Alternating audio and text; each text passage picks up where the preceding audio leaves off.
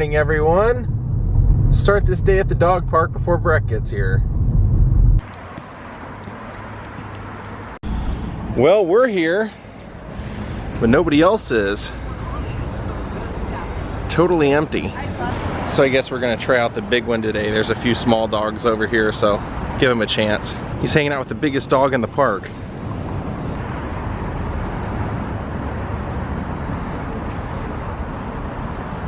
So what we're gonna do today, once Brett gets here, is we're gonna go to the California Science Center, and I believe that's where they have the Space Shuttle Endeavour. And Brett and I are gonna go check that out. Brett, you guys may not know, but it may not surprise you that Brett is a huge astronomy fan, so I figured he's the perfect person to go to with this. Well, he actually did pretty well in there. He had some fun. Had some small dogs chasing him around, and none of the big dogs messed with him. Good times. Oh, check that out. Another one of those storybook homes. I love those. So my friend Kevin was telling me yesterday when we were watching the football game that he's doing a podcast today, and he said, oh, did you know that this guy actually owns? And he told me what this guy owns. It's something really, really interesting. I said I had no idea, and he said, I'll talk to him and see if he'll let you come vlog it. So he said the people there are really cool, so I'm hoping they say yes, because I think you guys would really love to see what this guy ended up with, let's just say. I don't suppose there's anybody I know that would want a peanut butter treat while they're waiting on Breck, would they? Would you? Do you want that? Oh, I said Breck. All right, Breck, we're here. You're standing in front of a massive, what is that, a spy plane? Yeah, well, basically it's famous for being able to go supersonic and at very high speeds and very high altitudes. Well, you just answered my question. I was going to say, are we going to have a problem with you nerding out while we're here today, since this is your wheelhouse? Yeah, it's a very definite possibility. All right, let's go explore this California Science Center. There it is. Now we're here basically today to check out the Endeavour, which they decommissioned in 2011. I remember when they brought it here, they actually had it going up and down the streets of downtown Los Angeles to transport it here. Gemini 11 space capsule. Dick Gordon and Pete Conrad.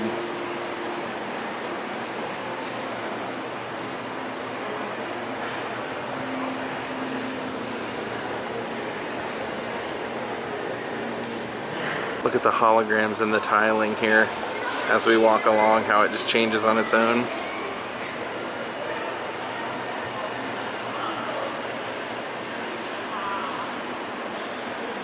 Breck's nerding out over there. This is the Apollo Command Module. It says the U.S. spacecraft used for the first international human space flight mission.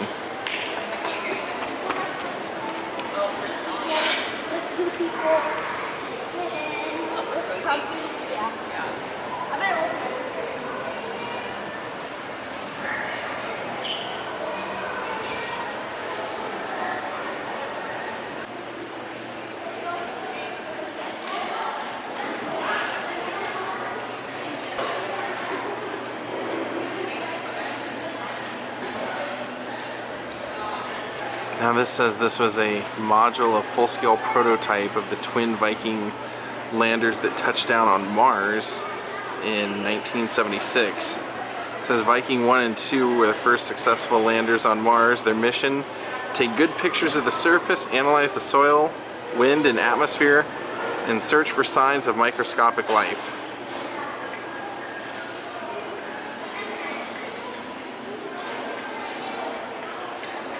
Now you've seen a picture, you can recreate it on your own if you need to. Then here you can see there's a panoramic photo behind this, and it says, with features named in memory of astronauts of the Space Shuttle Columbia. This image was taken by NASA's Mars rover Spirit.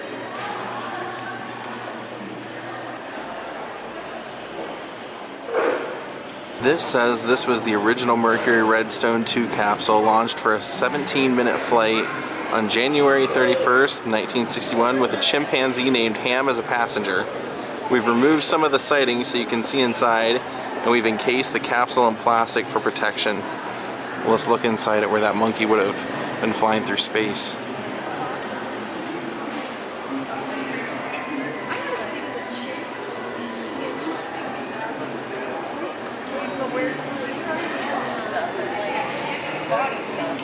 check it out. That's inside of a chimpanzee's capsule.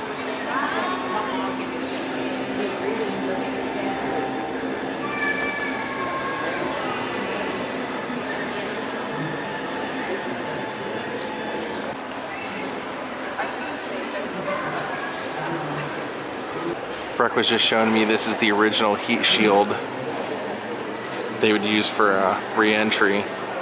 Look how mangled up it is. It's going out this way as it re-enters. They actually have two simulator booths here, so I'm telling Breck we should probably do at least one of them. There's one over here, and then there's one over here. Maybe we'll do them both, who knows? Breck's doing some sort of, I don't know what he's doing. Reaching orbit and staying there takes speed. Do it again, Breck. Whatever you were doing, what were you doing here? Crank this in order to kind of simulate a launch. Oh, you're simulating a launch? Okay, these are our options. I don't know. I want to say probably that one, but we've done Space Mountain, yeah, so maybe that one? Who knows? Alright, we're doing the simulator. We're doing the aeronautical one. Alright, Breck, you ready for this? Yep, I'm ready to hold on here. And remain seated for the duration of the run. For your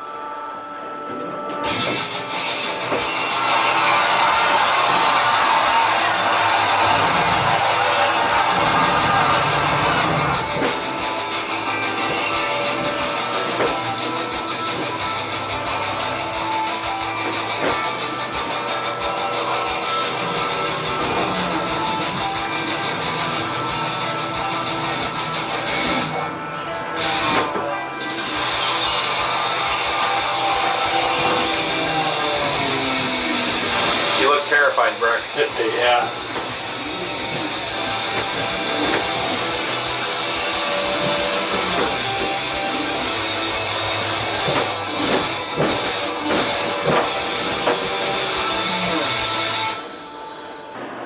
Here's the Orion sounding rocket.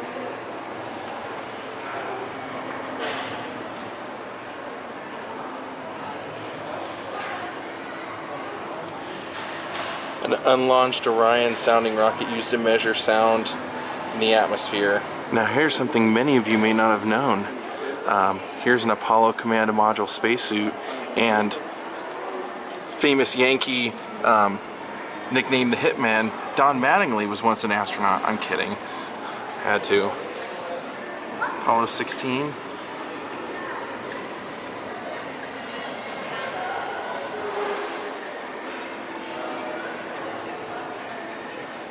And over here is a Project Mercury test training suit.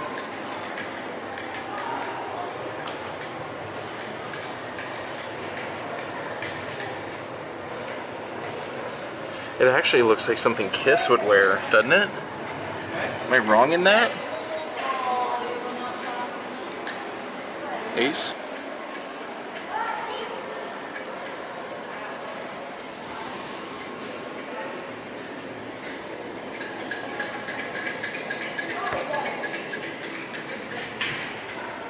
Check that out.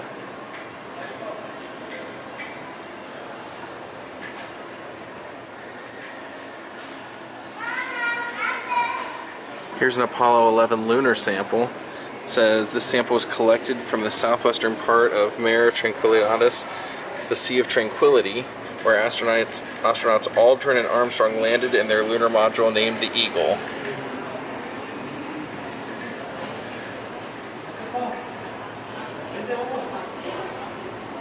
Alright, Breck and I are looking at this, and it says if you do one seat, you have to buy both. So we might as well do it, I think. Simulator tickets. We're gonna earn our wings. What do you say, Breck? I'm in. I'll pay. We're about to do this and look at this thing rocking. We're doing the tutorial, and I think I'm gonna make Breck fly while I'm the photographer here. Well, we just completed this thing. We weren't allowed to take our camera in because the thing goes a full 360. You're basically in a jet race. Breck, how did we do? It was player one and player two, so we had 2 races. Yeah. We each were racing 3 other planes. We each beat the 3 other planes. Jordan got it through the course a little faster than I did. And we even managed to do a 360 roll a couple of times. That was really great. Yeah, that was. I was kind of hoping that the other simulator was going to be more like that. This one was really great. Totally. Down. You had total control of what the plane did. You could go up, down, do the barrel rolls. It was really a lot of fun. So if you're coming out here, definitely do this one, the Flying Club Simulator, as opposed to like the more like animated one. So this says Sea of Clouds. Run your hands through the fog and notice what patterns form. Leave the fog undisturbed for a while and notice how it moves around. Check that out, he's flying that plane in there. That's kind of cool. They have an interactive screen here where you can fly this thing like the Wright brothers. I don't think Orville and Wilbur Wright ever anticipated someone as large as Brecht trying to fly one of their planes, but here we are.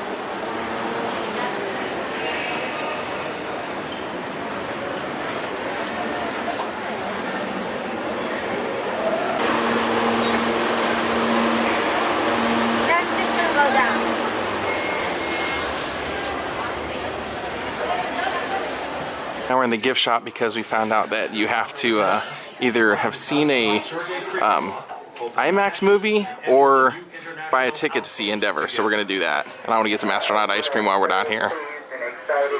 Reminds me of being a kid. So the tickets aren't too bad. They're only $3. Not bad for seeing a space shuttle that made more trips outer space than any other. They kind of call this a coming home because it was built in Palmdale.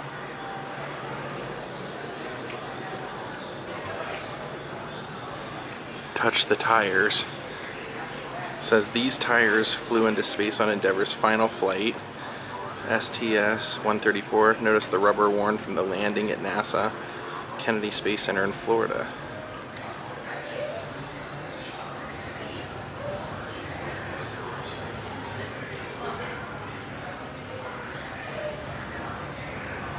Now this is the nose cone that went right on the very top, and they call this the cherry on top of the sundae.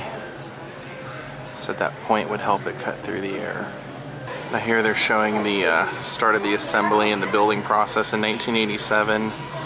And they, obviously had a crash in 86, so they basically took all the intelligence they had and created what was the most safe shuttle to date. They actually used the frame like a backup frame for one of the earlier space shuttles.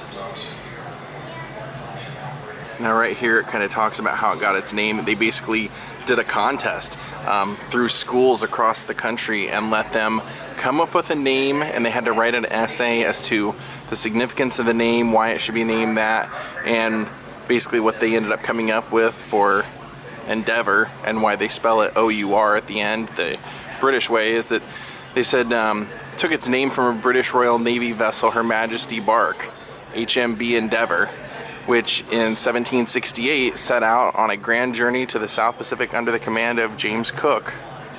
Now down here in the bottom it said, one of the goals of the mission fitting for the orbiter's namesake was to observe the Venus crossing the face of the sun. It said the Endeavour took 8 months to travel from England to Tahiti, which is about how long it would take an astronaut using current rocket technology to travel from the Earth to Mars. This kind of looks like one of the contraptions we saw in the Sex Machines exhibit in Prague, but it's actually a Space John. Yep, astronaut toilet. We'll leave it to your imagination what that hose does. Thank you, Breck. Oh cool, check it out, we're walking into mission control. Oh, that is really cool. I feel like I'm in a movie right now.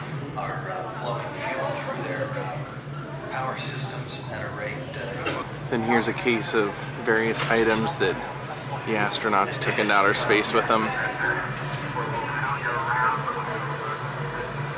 Clearly a Giants fan.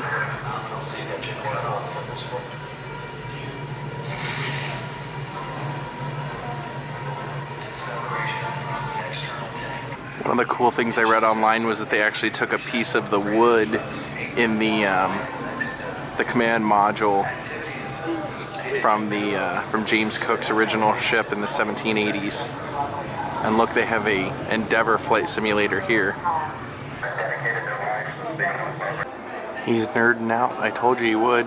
All right, we're doing it. We're gonna do the interactive experience here. We're gonna experience the Endeavour launch. That's gonna be us in a few minutes. We can do the camera on this one because it doesn't go upside down. That's the rule.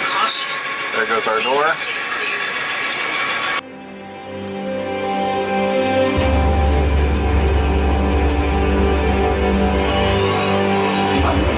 Exploration in orbit was created with the space shuttle. Come ride the Shuttle Endeavour. T-minus 30 seconds and counting. Transferring to onboard power. Welcome to the flight deck, astronaut. Vent hood is retracted. We are go for auto sequence start. 5:15. Close and lock your visors. Initiating O2 throw. 9, 8, 7, 6. We are go for main engine start. Main engine start. 2, 1. Booster ignition. We have liftoff of Shuttle Endeavour. Endeavour on a mission to service Hubble Space Telescope to keep a dream alive. Throttling back for max Q. Here comes the sonic boom. Stand by for SRB separation. Get ready for a little jolt.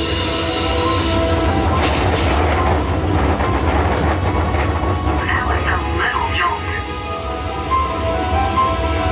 Roll program initiated.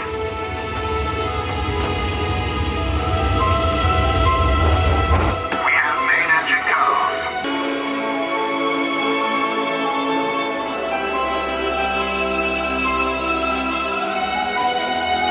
Welcome to orbit, astronauts.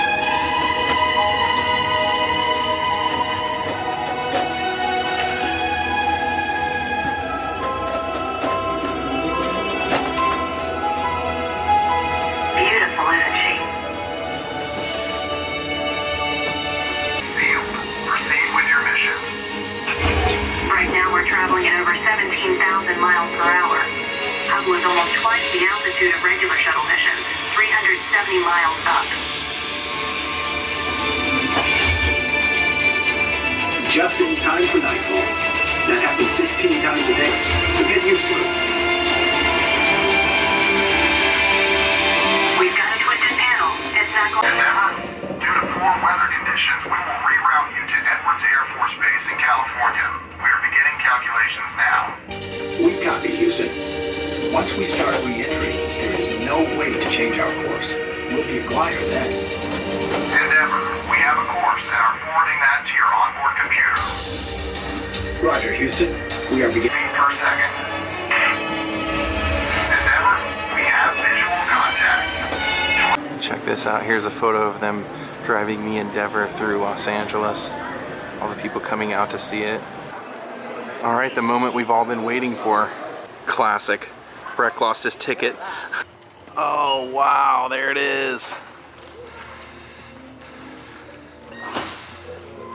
They said this particular space shuttle has had the most female astronauts in outer space. It's had the most trips in outer space and the most people in general walking in outer space thanks to this. Wow. How cool is that?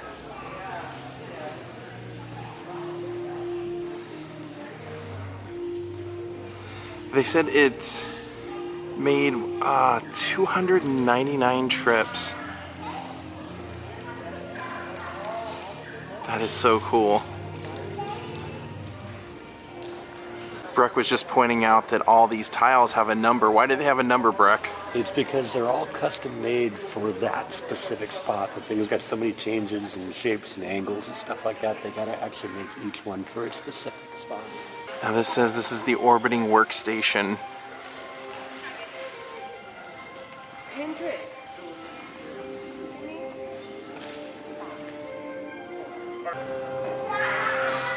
So they basically unveiled this, I believe, in 1991, and this flew all those missions from 91 until 2011, July of 2011, when they finally decommissioned it.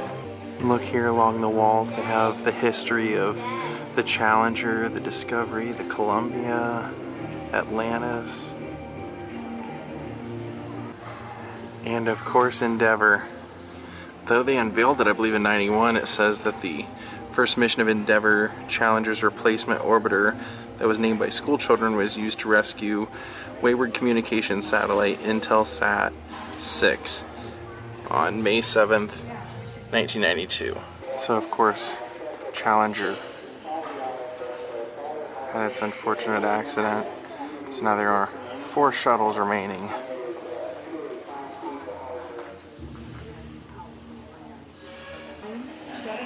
Wow, that is cool.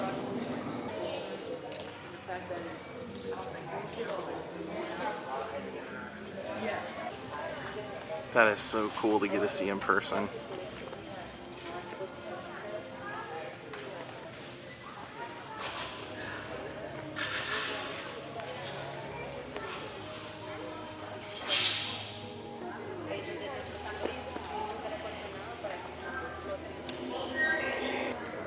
Look, you can see the rescue hatch right there.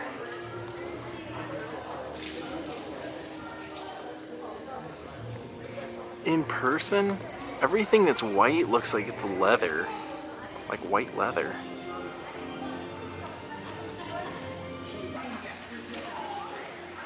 Who wants to chip in for us to buy Breck a flight jacket? Look, they have a screen in here that shows live views from inside the Endeavour, so they have cameras hooked up in there at all times. Breck, I think, is just loving this. Breck, what do you think of this place? You digging it? Yeah.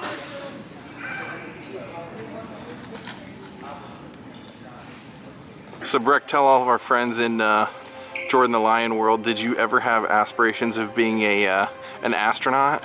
Actually, yeah, I did. I spent the summer in Huntsville, Alabama. There's a big part of the space program that's there.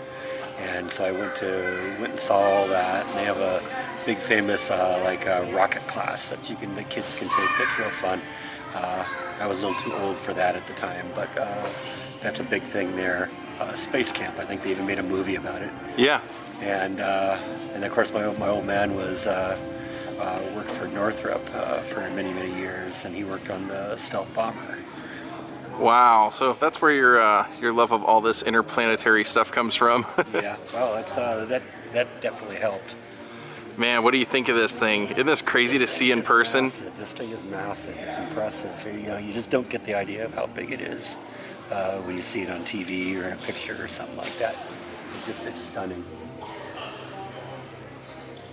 That may be one of those things I have to add to my bucket list, is seeing a rocket launch at some point. If we ever get to see one again. To be honest, I actually thought it would be bigger than this. For some reason, I thought it'd probably be like twice this size. Well, I think we're gonna head out of here. Truth be told, I really just wanted to do this vlog because I knew Breck was into this stuff and he's gonna be moving soon, so I just thought, this would be a fun one to do together. And he's gonna be taking Jaw with him today, because I'm heading out of town tomorrow. Big surprise to all of you. Now before we head out of here, we've seen the Endeavour. Now we're gonna go see that external orange fuel tank. They have that right outside here. There it is. Oh, how cool is that? Breck just noticed that it looks like a big Oscar Mayer Wienermobile. I saw one of those at the Henry Ford Museum. That thing is massive. Goes all the way down there. And there's footage of them bringing this in on a boat into Marina del Rey and then driving it through the city as well.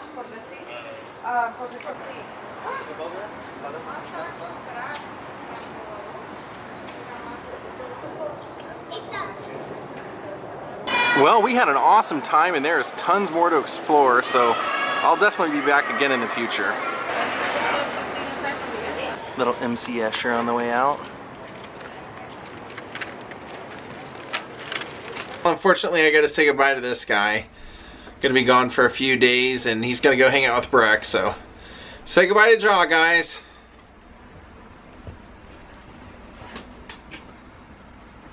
Well, my friends, sadly, Jaw is gone, and we're going to call it a night.